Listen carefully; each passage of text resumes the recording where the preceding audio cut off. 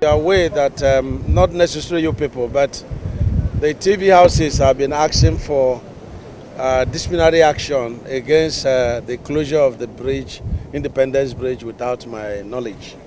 And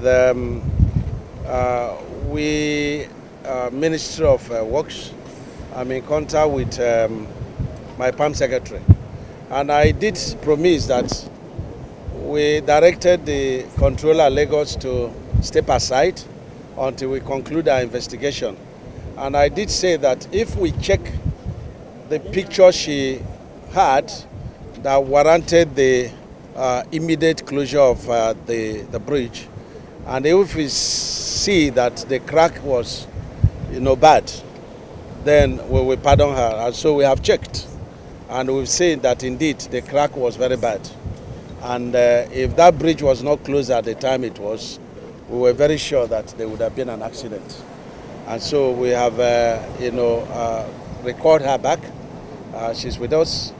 The only offense is that as the bridge was closed, I should have been called immediately, and they would have been here. So everybody has taken precaution. And so Engineer Kesha, controller of Works Lagos, is back. Don't make, don't attack us again about that. Everyone makes mistakes, but it was an honest mistake to save lives. Okay, now we are at Chinich 13, and I brought you here for certain reasons. And we asked the MD of High Tech to tell us why we are here. And I have carried you sufficiently along in this project. When we had, a detour where we had to excavate about 10 meters, I brought you here. I brought the National Assembly. I will still bring National Assembly people here. And here we have very serious situation that is going to affect the project. So that's why we are here. Engineer Danny, please. Thank you, Your Excellency, ladies and gentlemen. Your Excellency, thank you for coming and giving us a lot of your time. We really appreciate it. As we speak, and as His Excellency, the Honorable Minister, has rightly said, we are at this position on the Chenej, almost kilometer 14 on the Lagos-Calabar Coastal Highway Section 1. We have reached with our CRCP at Chenej 13 plus 450. We are keeping this area, although it's ready to receive the CRCP, but as you can see, and as His Excellency has mentioned, we are very close to the shore, and we don't want in any way, when there is high tide, for this project to be affected. So we are finalizing a final design of shoreline protection. We are in conjunction, we are doing some studies. Some of the marine engineers that are giving us a lot of information. We are giving our structural engineers as well to do their own structural designs, which we will be submitting in due course of this coming week. Wednesday, Thursday, latest Friday, it will be with the ministry. Once we have it and we have the assessment and the authority to continue until when we have final approval from the government, we will continue hand in hand with the approval of His Excellency, the Honorable Minister, in order to safeguard everything here and in order not to lose any grain of sand on this job. We would like to say thank you for His Excellency for giving us the time, giving us his precious time, in fact, to come and see what we are facing here in order to motivate if there is any variation in terms of this shoreline protection. And we assure you that we are starting as well at kilometer 15 plus 500. We are continuing this evening the CRCP, so we will not stop. The CRCP will continue. We promised His Excellency that we will have 20 kilometers ready on the first section here, from kilometer 0 to kilometer 20. It will be ready hopefully before the deadline. And we will have 10 kilometers on both sides ready as well at the end of section 1.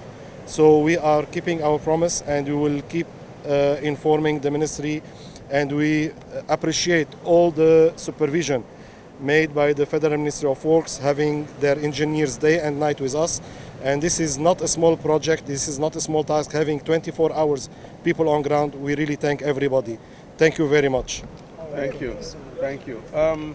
Just very quickly, the reason of bringing you here is for transparency of the project and for proper documentation, because definitely we're going to witness some variations to the contract, and I want you to be my partners in the transparency of the execution of this project. We're going to be encountering a very serious shore protection works here, which was not in the contract.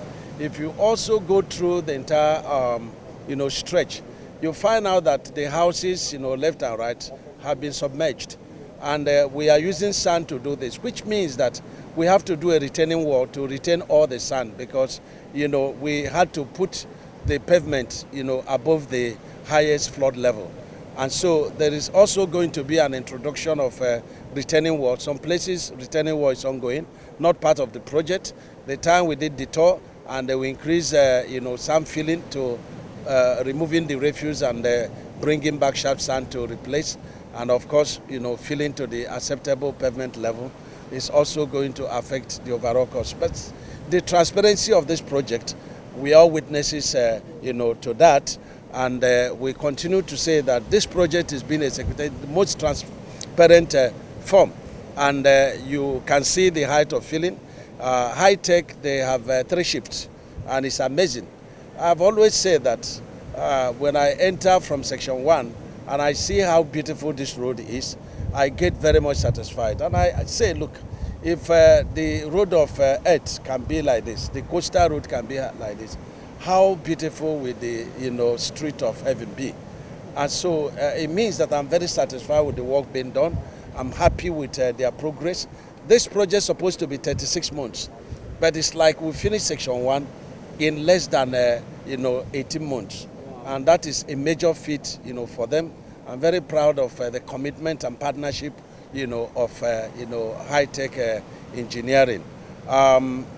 We may not get to the end of today, but definitely we'll be able to have before 25th of May the 20 kilometers as a stretch, less the locations where we are putting flyovers at about 2 locations. And of course, we're also going to have 10 kilometers at the end of it, actually, for 7 plots, 4-7. And we are pushing to see if we can have 10 kilometers completed over section 2. So this is a beautiful project. I want some very few people that are still, wallowing in envy and jealous, that they are not the one that, doing it, to accept it, that it is God's will for President Bola Ahmed Tinubu to do this. And it's not a road construction, it's an investment. When we finish this first section, we've acquired a number of, adjoining, land where we put a proper, tourism infrastructure, where we put factories, we put, housing estate and so on and so forth. So it's going to be a beautiful place with trees, adorning the entire, stretch. And then we will now toll it. We are going to toll it. Tolling will start this year, and I propose that return on investment is going to be about 10 years, and then Nigeria will get back their money. So who says this project is wasteful and corrupt? Maybe the person is not in tune with the modern economic indices.